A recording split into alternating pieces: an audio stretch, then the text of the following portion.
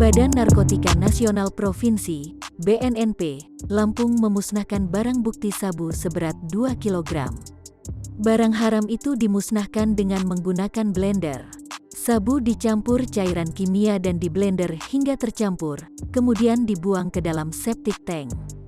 Pemusnahan barang bukti digelar di kantor BNNP Lampung, Selasa, tanggal 25 Januari tahun 2022. Kepala BNNP Lampung Brigjen Pol Edi Swasono mengatakan, sabu seberat total 2048,79 gram itu berasal dari 2 pengungkapan kasus di penghujung tahun 2021.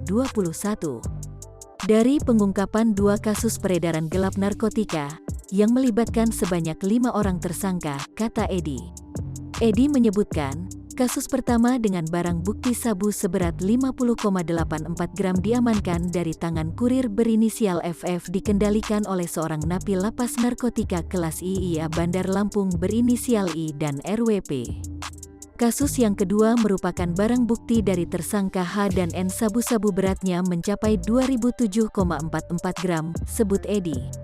Edi menegaskan, sebelum dimusnahkan barang bukti tersebut sudah disisihkan untuk pengujian di laboratorium dan pembuktian perkara.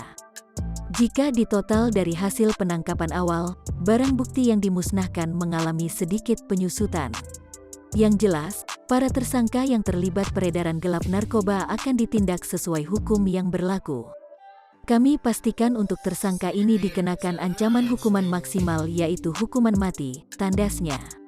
Adapun pasal yang dipersangkakan yakni pasal 114 ayat 2 Jo pasal 132 ayat 1 dan atau pasal 112 ayat 2 UURI nomor 35 tahun 2019 tentang narkotika.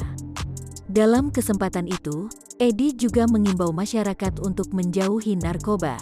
Menurutnya, tindak pidana peredaran gelap narkotika di Provinsi Lampung sudah menyasar berbagai kalangan dari beragam lapisan masyarakat.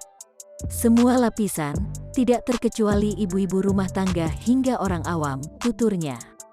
Bagi yang mengetahui keluarganya sebagai pecandu narkoba bisa segera melaporkan supaya dilakukan rehabilitasi, imbuh dia.